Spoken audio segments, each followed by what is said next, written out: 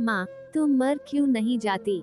मैं इस गरीबी से और मेरी माँ से दूर कहीं जाना चाहता था। मेरी माँ एक छोटी दुकान चलाती है।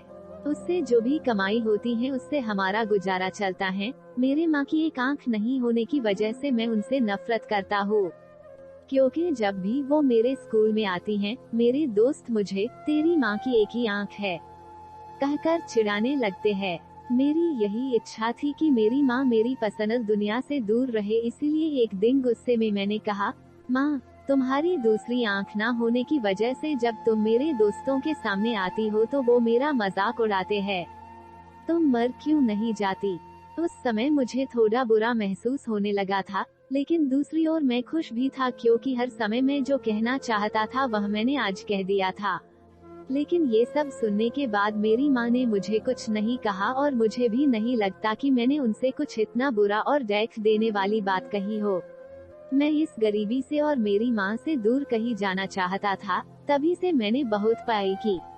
मैंने अपनी माँ को भी छोड़ दिया और पढ़ने के लिए दूसरे शहर आया और वहाँ की यूनिवर्सिटी में मुझे एडमिशन भी मिल गया। इसके कुछ सालों बाद वहीं मैंने शादी कर ली। मैंने खुद का घर भी खरीद लिया था। फिर मेरे बच्चे भी हो गए थे। अब मैं खुशी से एक सफल इंसान की तरह जी रहा था। मुझे यह जिंदगी बहुत पसंद थी। दिन ब दिन यह खुशी बढ़ती ही जा रही थी, लेकिन एक दिन अचानक मेरी माँ को मैंने अपने दरवाजे पर देखा। तब सभी मुझसे पूछने लगे कि यह कौन है, तो मुझे कहना पड़ा कि यह मेरी माँ है। तब मुझे ऐसा लगा जैसे मेरी सारी खुशियाँ आकाश से नीचे गिर गई हों। मेरी माँ की एक आंख की डर से मेरी छोटी बेटी भी भाग गई थी। तभी मैंने भी मेरी माँ से पूछा, तुम कौन हो? मैं तुम्हें नहीं जानता। मैंने इन्हें डांटते हुए कहा, तुम्हारी हिम्मत कैसे हुई मेरे घर आने की और मेरी बेटी को डराने की? चली जाओ यहाँ से। इतना सुनने के बाद मेरी माँ ने शांति से मुझे जवाब दिया, ओह, मुझे माफ करें, शायद मैं गलत एड्रेस पर आ गई, और वह चली गई। मैंने भगवान का शुक्रिया अदा किया कि उन्होंने मुझे नहीं पहचाना। अब मैं शांत महसूस कर रहा था और मैंने अपने आप से कहा कि अब मैं अपनी पुरानी जिंदगी के बारे में कभी सोचना भी नहीं चाहता। कई दिन खुशी से बिताने के बाद एक दिन मेरे पुराने स्कूल का लेटर मेरे घर आया। मैंने अपनी पत्नी से झूठ कहा कि मैं बिजनेस ट्रिप पर जा रहा हूँ। मैं पुराने स्कूल को चला गया। उसके बाद मैं अपने पुराने घर में गया। मैंने वहाँ पाया कि मेरी माँ ठंडी फर्श पर गिरी हुई थी। ये सब देखने के बाद भी मेरी आंखों से एक आंसू तक नहीं निकला।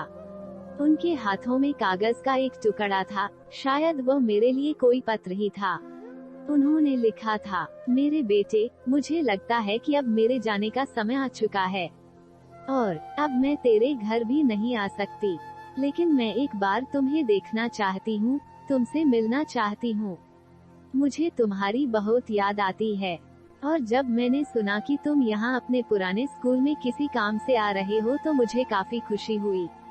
लेकिन मैंने निश्चय किया कि एक आंख होने की वजह से मैं तुम्हारे लिए स्कूल नहीं जाऊंगी और मैं नहीं चाहती थी कि मुझे देखकर तुम्हें घबराहट हो। तुम्हें याद होगा कि जब तुम बहुत छोटे थे तब तुम्हारा एक एक्सीडेंट हुआ था और तुमने अपनी एक आंख खो दी थी। एक माँ होने की वजह से मैं तुम्हें एक आंख में बड़ा होता नहीं देख सकती थी, तो मैंने तुम्हें अपनी एक आंख दे दी और आज मुझे गर्व है कि मेरा बेटा इस पूरी दुनिया को देख सकता है। तुमने जो कुछ भी किया उससे मैं कभी दुखी नहीं हुई। जितनी भी बार तुमने गुस्सा किया, मैंने अपने आप से कहा कि शायद तुम इसलिए डांटते हो क्योंकि तुम मुझसे बहुत प्यार करते हो। मुझे आज भी वह समय याद है कि जब तुम छोटे होते थे तब हमेशा मेरे आसपास ही रहते थे। मैं तुम्हें बहुत याद करती हूँ। I love you। मेरे लिए तुम ही मेरी दुनिया हो। ये सब पढ़कर मुझे लगा कि मैंने उस इंसान से नफरत की जो पूरी जिंदगी मेरे लिए जिया। मुझे अपनी माँ के लिए रोना आ रहा था। अब मुझे अपनी सबसे बड़ी गलती का एहसास हो चुका था।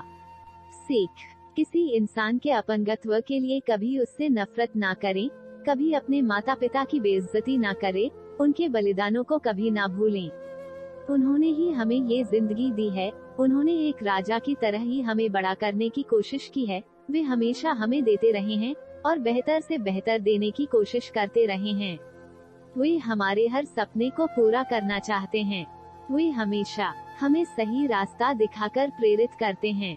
बच्चों के लिए माता पिता अपनी खुशियों का बलिदान देते हैं और बच्चों की सभी गलतियों को माफ करते हैं। हमें हमेशा उनका सम्मान करना चाहिए और उन्हें प्यार देना चाहिए।